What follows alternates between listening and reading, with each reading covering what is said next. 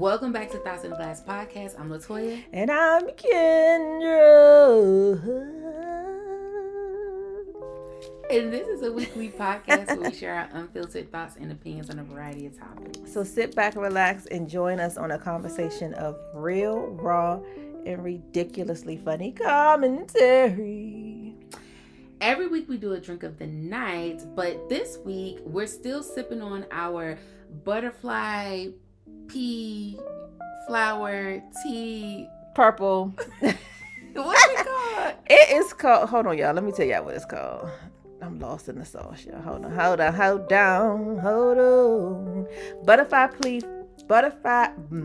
Butterfly pea flower tea.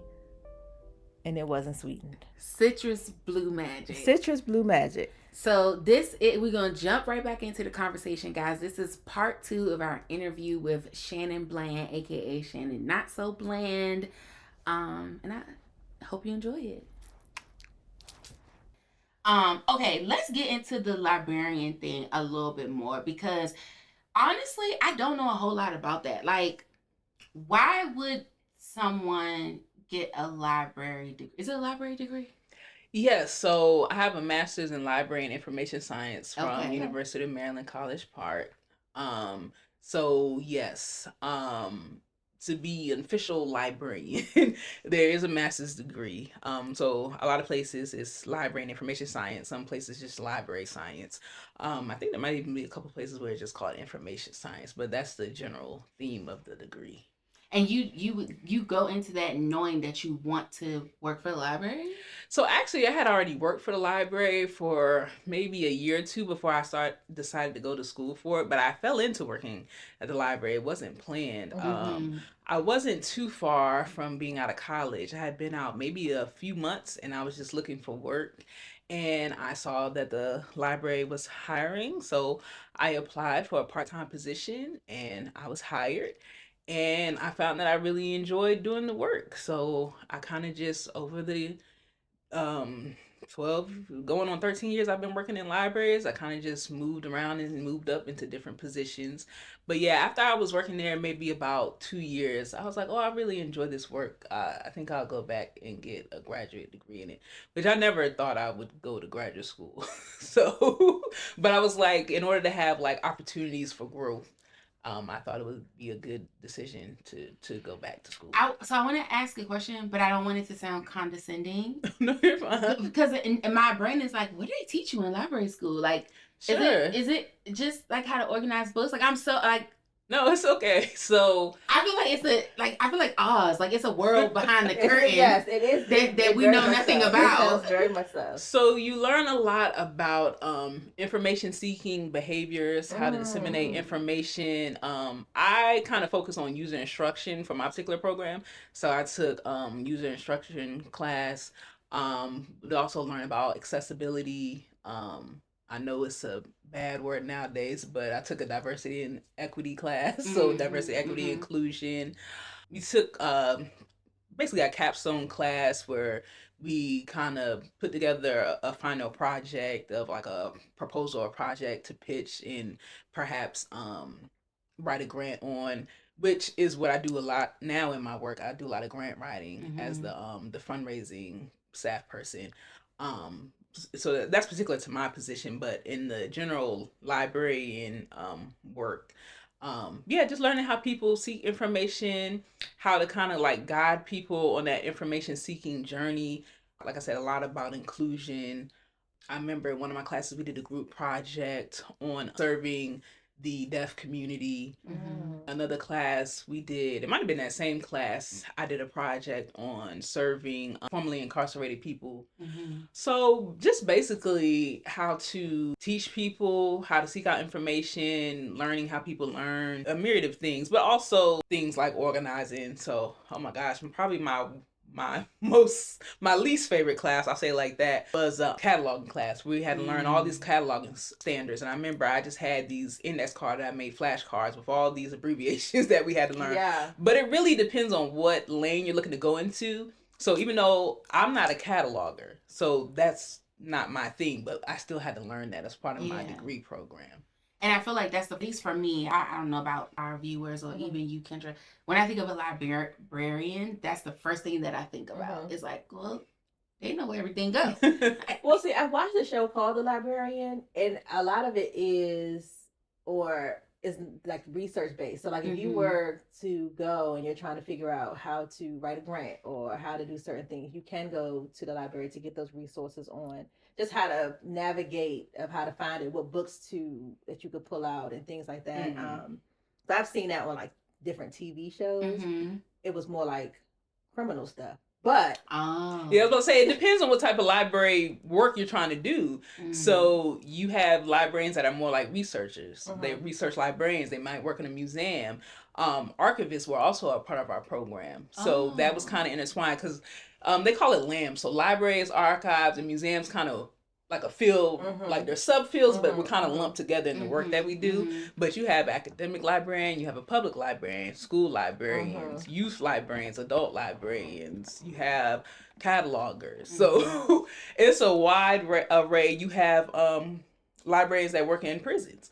So it's a wide array of different librarian types. So that's why the degree program kind of covers a lot of different things, because you can go into so many different like fields, paths. Yeah, a lot of different paths for librarianship. I know you were saying before that you like to listen to audiobooks. So have you been seeing the discourse, and where are you on listening to audiobooks is not really reading?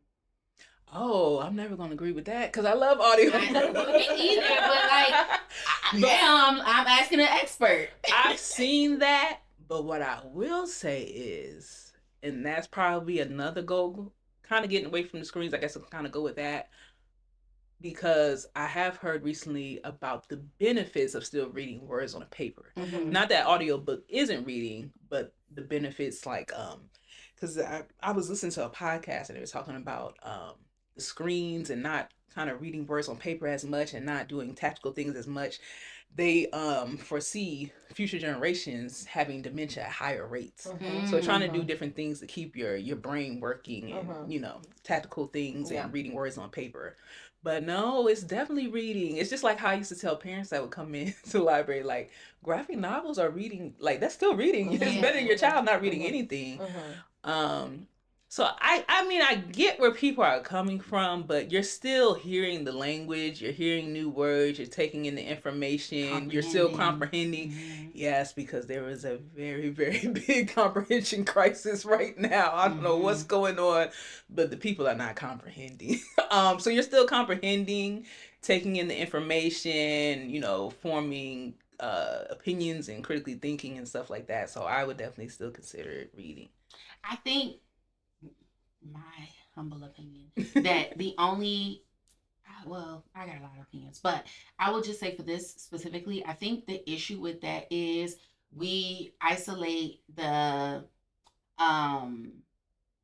impaired community. So like people that can't see, or people that, you know what I mean, maybe have learning disabilities or things like that. So what an audiobook is for them, when we say it's not really reading, then you isolate that community. Exactly. That's a perfect and that's point. my whole thing. It's like, okay, fine. If we're gonna say listening to audiobooks is not reading, then that's what we're saying. But now we're saying this whole community didn't actually read something. When if you were to ask them a question about the exact same book, they could comprehend and answer the question.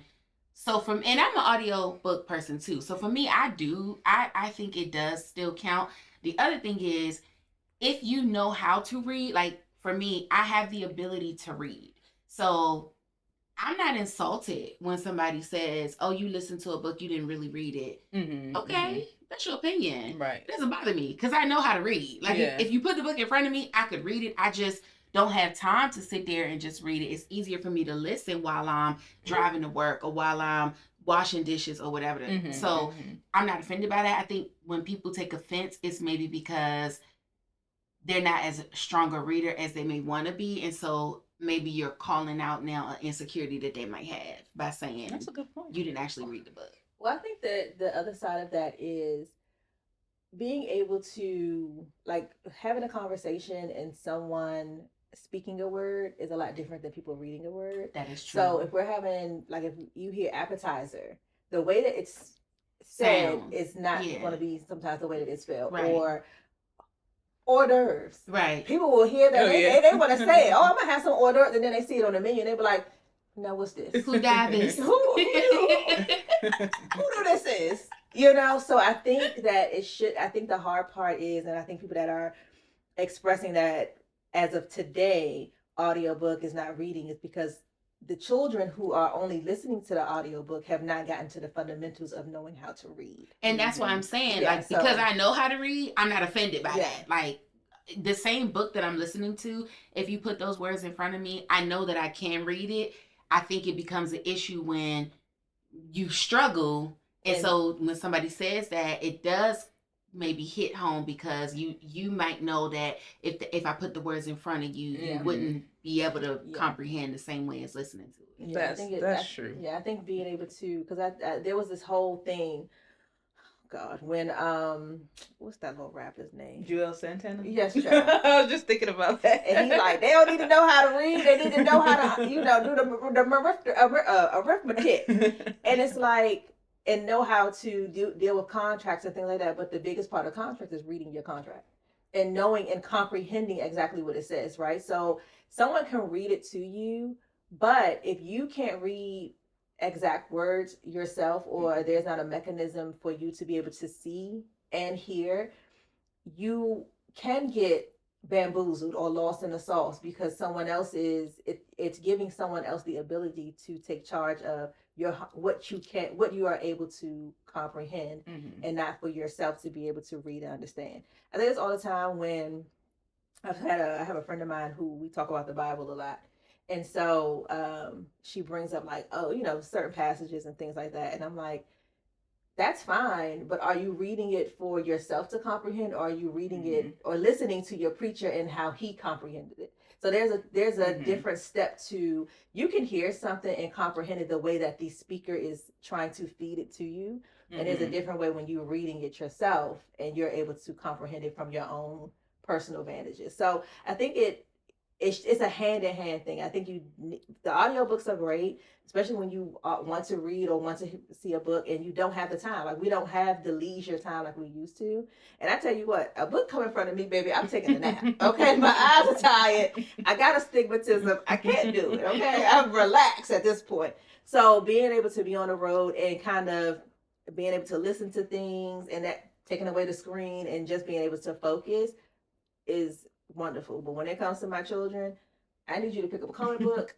I need you to pick up a such you're and such. right. If you have the ability to see, yes, you should need to be you should get the basics down first. So yes, you should definitely have the knowledge to read. Yeah, you definitely got to have the basics. Which we used to have when on the computers, or when we were younger, and they would read it, but they will also have the words there as well. So that would help you to understand what is someone, because you can read something and think that it's this word, and then have someone else speak it to you, and now you're like, oh, that's not what I thought that was. So yeah. I'm trying to think, what else can we dive into? I had a question. Now I can't remember what I was going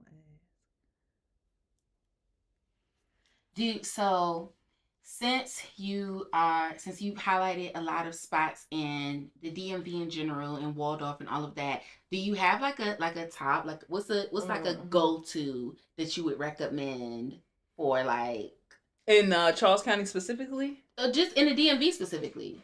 Oh, what are some of my favorite places? Well, I actually just did a 2025 wrap for the Waldorf is Too Far series on social media, where I gave my top 5 picks that I featured in 2025 that I felt people should check out. So number 1 from that list was Cup of Sugar Tea Lounge. It's a Black woman-owned tea shop here in Waldorf.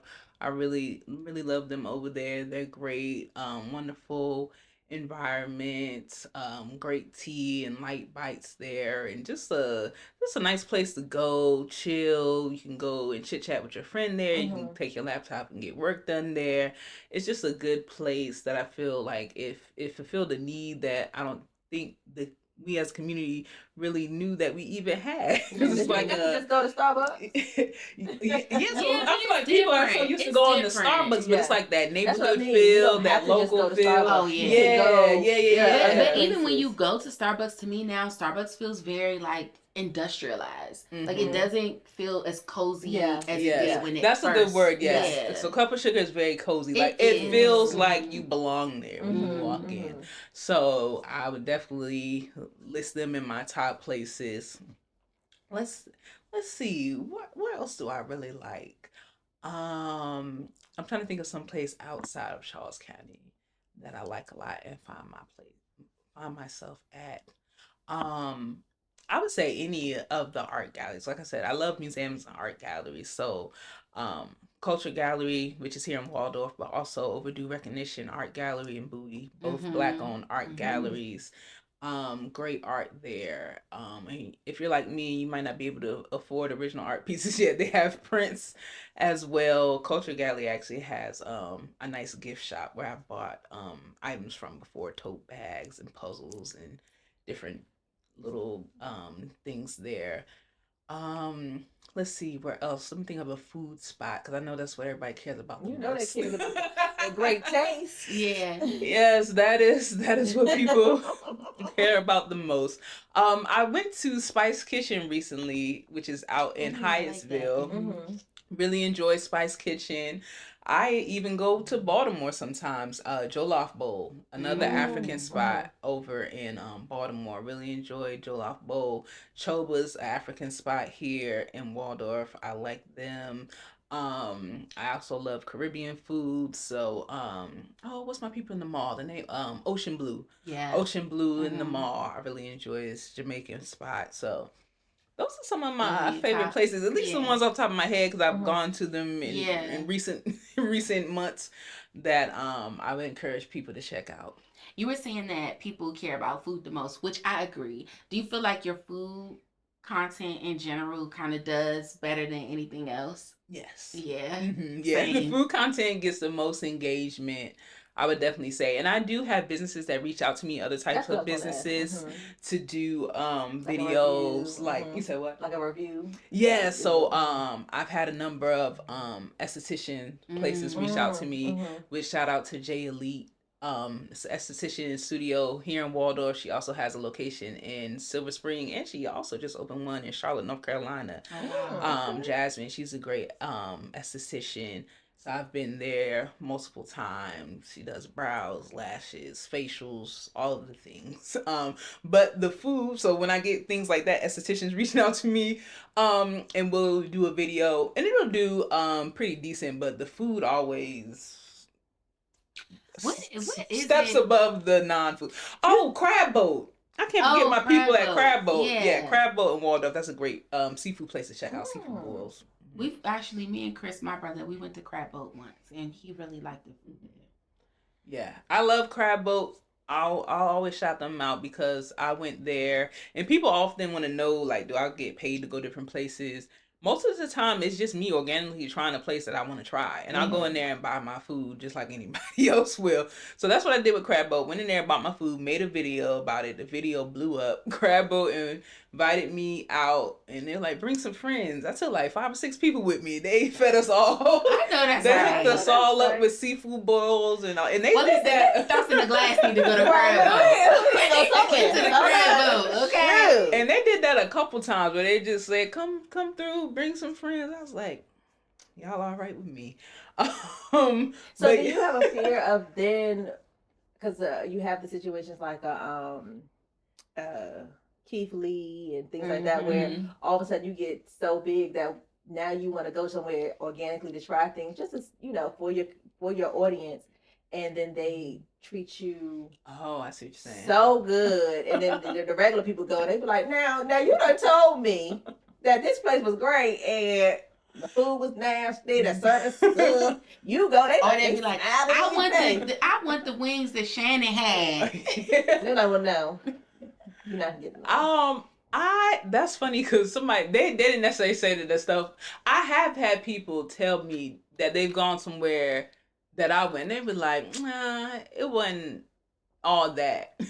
Which, if you pay attention to my videos, I've never had an outright bad experience, really, like, just terrible. But if it is something that can be improved, I usually make a note of that. Like I said, oh, the so-and-so could have been, had some more salt or something like that. Or even, like, I did yesterday I posted a video on Blue Sunday and Laurel, but when I went to Blue Sunday the first time, they invited me to the one in Bowie. I mentioned in the video that the broccoli was cold because it was, but they did take it back and correct it. So I try to be honest without bashing places in my videos. But it's funny because I have had people tell me saying, "Nah, I want the Shannon experience." Like, they'll say they go someplace, not necessarily that it was a bad experience. They just be like, "No," but the way you go to places, you just make it look like it's. You just always make things looking like it's lit, basically. Yeah. But I'm like, you just have to.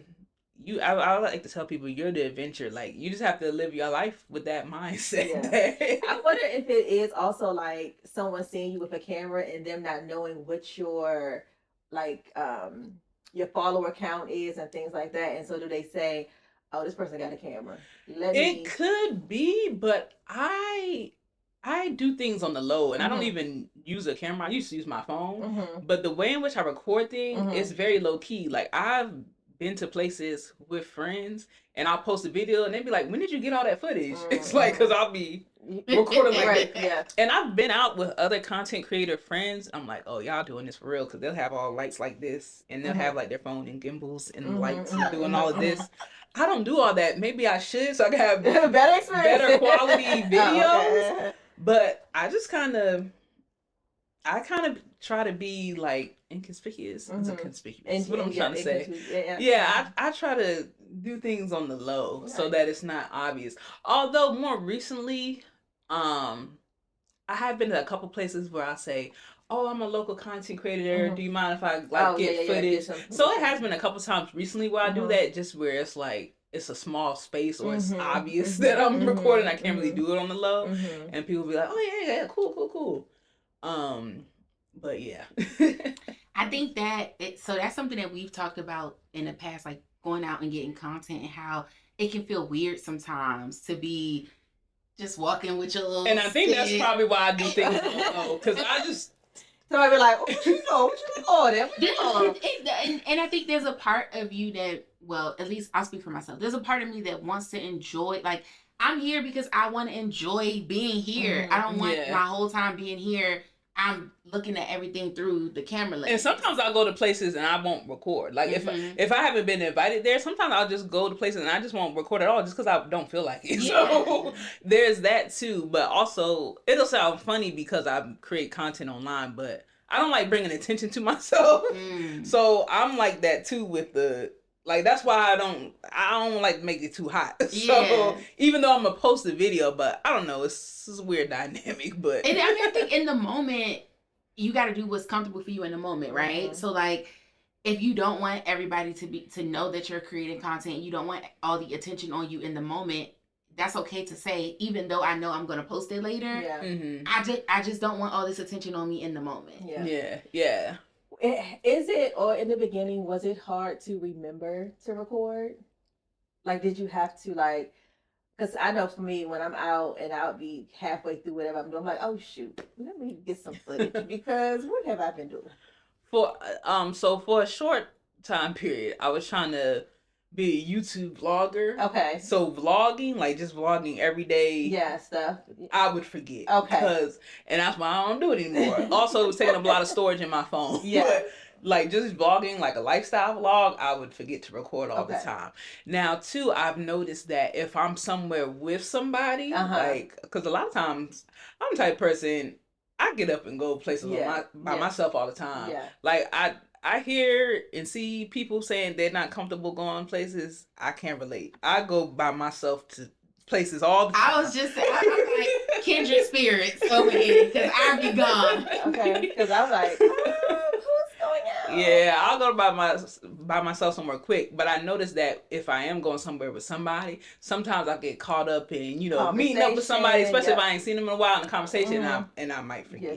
But usually when it's like come to these short form content, I usually don't forget. Okay. Do you think that you will ever go back to like long form, like vlogging, or I don't know. I have stuff in my phone now I never been post. Okay, Like I have a travel vlog. I have vlogs we from would the love spring. that. Yeah, especially if you go somewhere like we've talked about. I'm a foodie-ish person, but I love to travel, and so some of the things the different vlogs that I've seen, which are still kind of I feel like short form-ish, um, are one of them that I'm following is this young lady. I cannot think of her name, but she's been doing like 1 day trips places and flying there. So she would pick like she went to North Carolina, like very much on random because she went to like North Carolina, she went to Boston, and so she just goes just for the day, has different foods and things like that. Do you think that once you've, water is big enough, but once that has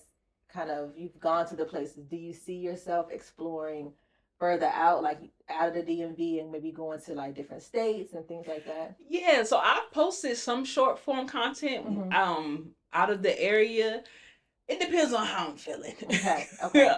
Because I was saving that stuff for the long form content, but I was actually thinking about this earlier, funny enough, and I'm like, well, Shannon, if you can't get it together for the long form, you could at least do it for the short form. So whatever the next trip is I take, I'll probably try to do more short form content because I think I will get that edited and up faster than just a whole bunch of long stuff in my phone. But when I went to Miami, I did a couple of that was around this time, like that was last January. So I posted a couple videos, maybe probably literally a couple, but I do remember I made a video about Roman Rooster. Which one is here? Not the one that's here. What's the Rooster restaurant in DC? But it's two. So it's Roman Rooster. Yeah, not the one here. That's like the fast food place. Not that one. Also the other Rooster. It's another Rooster by the guy on Food Network. Yeah, and he has one in Brooklyn restaurant. or Harlem. He has somewhere up in New York, and he has one in Miami. Okay. I did a video on the one in Miami. It was so good. But I'm trying to think, have I done any other videos? I don't think I have done that many videos outside because, well, if I have, they're on my YouTube channel. So not that many people are seeing it. So that's why I was thinking that earlier. I was like, the next time I go out of town, I'll probably try to make more short form content because I know I'll probably be more likely to post it. Nice. Okay. Moving forward, the future of your channel, what would you see it growing to? Would you add more of the artsy side of yourself to give people the opportunity to see you doing your painting and seeing the other things that you're? That's a good question because I've actually thought about that recently because I'm a terrible self-promoter. So I promote all these other businesses, but not my own business. And I do have a Not So Bland creative services business where I do the different creative things that I think we've pretty much mentioned them also. The graphic design, the photography, the paint and sip parties, merch design, as well as I have my own merchandise collections. I actually went to when I went to Bowie, I was there for fine arts with a concentration in visual communication and digital media art. So my bachelor's degree is in art, and we had to learn all forms. So drawing class, painting class, photography, film and digital topography classes, all of the things. It was even the time I was doing henna tattoos for people. I don't do the henna tattoos as much anymore, but sometimes I just throw stuff at the wall to see if it sticks. So I do a lot of creative endeavors. But I think I would like to showcase that more in my content. It would be great if one day I could just host some type of like cultural food show, like just going around to different places, showcasing like different small businesses, Black owned businesses, kind of from the same aspect of being like small towns or like more less populated areas, less known areas like Charles County. Like if I had a series going across America, like today we're checking out Tupelo, Mississippi, y'all. I don't even know if Tupelo's in Mississippi, but today we're in Westover, Detroit, Westover, Michigan, or whatever. Just throwing random names out there, and showcasing businesses in different food ways and culture. in those places, because that's something I'm really big into cultural food and learning about different cultures and things like that. So that would be like the ultimate win if I was able to do some type of series like that. But yeah, just continue to expand my creative laying down my creative roots and continuing to build the content up. Yeah, I think that I would, even if you sprinkled it in, because sometimes that's how it kind of catches on. Like people are like, oh, the food, and then you sprinkle in a little this, and they be like, oh, I didn't know she did it. And so then people will have something else to kind of gravitate, because where's your ultimate goal to be able to get out of doing the regular 9 to 5 and to get into the full influencer world, or would you prefer to keep something that's a little bit more stable? That's a good question. It was never really a goal, because like I kind of just be falling into stuff, y'all. Like, I'm gonna go with the flow type person. I kind of be falling into stuff, but also, divine intervention. So I never know God's greater plan. So I just be along for the ride. But at this point in time, I don't. I'm not sure. I really do. I really do enjoy the stability of a regular job, as people would say. Actually, maybe, you know what? Maybe not influencing. I even struggle to call myself that. I usually say content creator for whatever reason. That's easier for me to say because I guess it's still like creating. Yeah. Versus influencing, but so I wouldn't say content creation or influencing full time, but my overall creative services, yes, I could see that being full time. So doing photography and designing for people, yeah, because it's all falls under the umbrella of my creative services business. So I could see like doing that full time. And you know what? Maybe even doing that full time, but then maybe taking like a more scaled back part time library job or something, where it's still helping the people. Because I really do enjoy. Even though I'm like more behind the scenes, I'm saying that's probably good in the instance of not being recognized as much. But I do miss working one on one with people and helping people in like a more. I still work with people one to one, like as far as like people donating, donors and stuff, but not as hands-on with helping people that, directly in the library work. Do you feel as if now that with Google and all of these different applications where people can find their research, even going to the library online, does it take away from the people coming in and what you all are able to kind of give them on with a one-on-one basis? Because it seems like a lot of people not going, like we used to do field trips to the library, different things like that. That has not been the case. If people are printing at home, everybody's getting their own Wi-Fi. So a lot of times you will go to the library because you needed to print something or because you needed to use their internet services and things like that. So now that everything is in home, have you seen that with the less people that are coming into the library, has it caused any issue within, keeping libraries open, things like that? Well, I see what you're saying, but I think people utilize libraries still more than people would think. Okay. So still have a lot of people come in to print stuff. Okay. And from what I hear, I don't have a printer at home, but from what I hear, you got to pay a subscription to print at your house nowadays. I hear the people saying these printers have subscription services. Oh, I've heard people say that before. Like, and if you don't pay the subscription, you can't print. Because it was people complaining about how everything is subscription based these days. So we still have a lot of people come in to print. I think a lot of people, even in this area, they don't know that the infrastructure. You lowered your voice like it's a secret. A lot of people leaning in. What are we doing? They don't know the infrastructure. The infrastructure. There are still people in rural parts that cannot get the internet. Yeah, they have to come. Yeah. The library or different, other sources to get internet. So we do hotspots. People like check out hotspots a lot.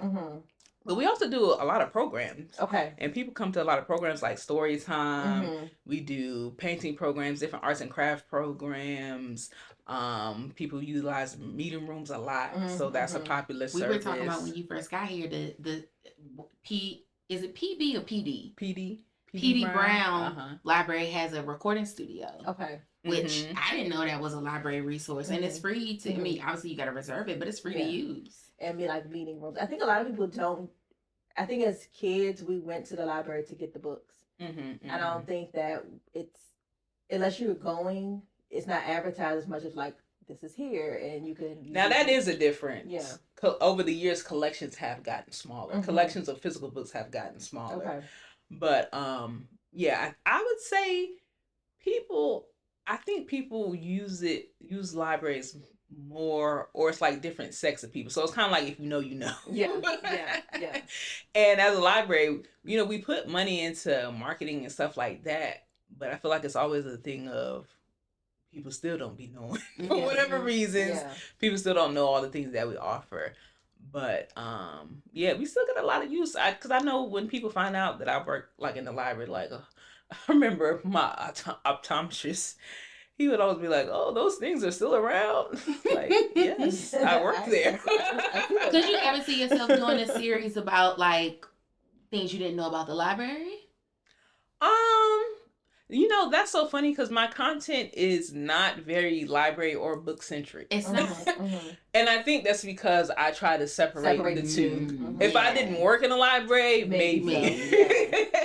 But I mean, like you saw my post about the books I read this year. That's probably the only post you ever see me do about books. Yeah. Except for the event, because I was trying to help promote the event. I was like, I didn't know she be reading. Like, I see some books on here that I've read. Not that I didn't think you read, but like, no, it's a thing. I thought about possibly doing book content, but I'm like, I think I'll just leave that to the book talk girlies and the bookstagram girlies. Y'all got it on lock. I was like, I don't have to do everything. Yeah. Like, I'll just stick with what I in my lane. So yeah, it could be that I work there and that's why I kind of keep it separate. Although I do have a platform online called Black Librarians. One of my goals for this year is kind of to revive that page. But that started out as an Instagram platform. And then we started doing in-person meetups, but we haven't done an in-person meetup in a couple of years. So I'm going to try to get that back up and rolling. But the community is still growing. We still get new followers. I don't know how, because I haven't posted in months. But so the book library, so I should back up and revise that. The book and library things I do on social media is through the Black Librarians platform. Okay. Not my own platform. That might be...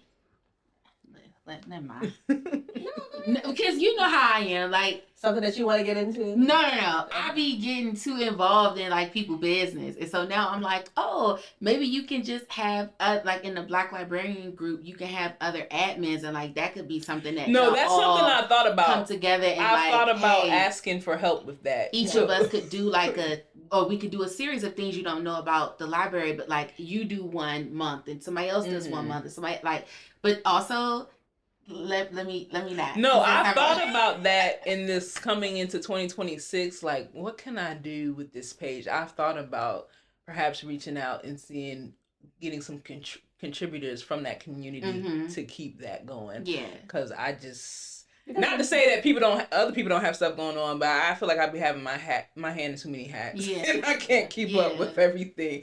But I've thought about that as like asking for people to contribute to that. I think it's useful too, because just in this conversation, like I learned a lot, and it's like things that I wouldn't have even thought was like a library thing. But then it's like you find out like, well, they do have so many different resources. It's almost like, why didn't you think to go there? But like you said, if you know, you know. And sometimes we just don't be knowing. Yeah. And shout out to Michael the Librarian on social media. Yes, he helped to kind of bring forth some new eyes to all the things that the library offer. And other creators, because every now and then a video will pop up on my timeline of some creator. Usually it's somebody who's a book lover, book reader, talking about all the great things libraries have in store for folks to use. So shout out to all the library lovers and supporters for real. Period. Well, that's all I have. Was that another great episode? It's been a great episode. It has been very much so informative. it kind of has made me want to definitely take the kids to the library just for the story times and the different things that they're having and checking out books and having them. Because I'm telling you, I used to be excited about a little library book, okay? Especially when we go to school, they used to have to stamp it and then you had a little card and stuff like that. All of those like core memories, I think that my hope is that having this conversation and showing that there's more things to do, even with the social media stuff, being able to go to the library and have the meetings or do your podcast, things like that, where you're like, oh, I don't have a space for this, or I don't, where can I go to record, different things like that, knowing that there is things where it's not going to cost you money, because people don't have money for startups or money to do certain things, and being able to go different places. And I think the wave is coming back around because everything is like cycle. Yeah, that's the word I'm looking for. Because you just, when you're talking, I was reminded, I just saw a video last night. It was these young kids, I'm sure they were Gen Z. They come with me and my homegirl to get a library card. And the girl is just like, yeah, period, come on, library. And so I think it's coming back around as like Gen Z comes into the fold. And I know they're starving for like community, and there's always these conversations about what happened to the third space and all this. So I think the cycle is coming back around with people are starting to get excited to go back to the library. So I think it's coming back around. Yeah, it's the smell. It's like the smell. It's like the cracking of like other people have read the same things. It's just I don't know. Listen, don't threaten you with a good time. Okay, do not threaten me with a good, because I was just telling my book club I went to Montgomery County to get a Montgomery County library card, and they were like, "Oh, you could do that." I'm like, "Yeah, they have reciprocity. Most of the libraries in Maryland, but I also have DC, Alexandria."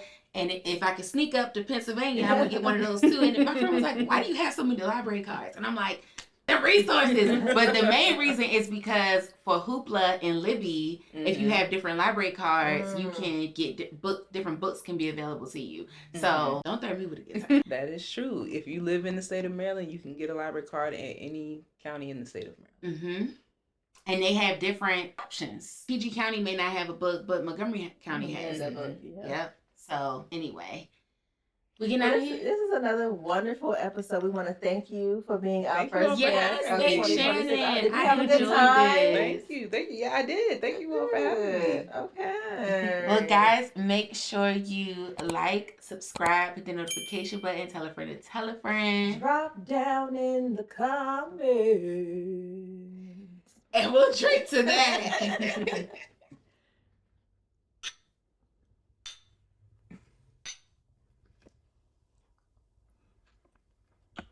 Wonderful. I gotta figure out this.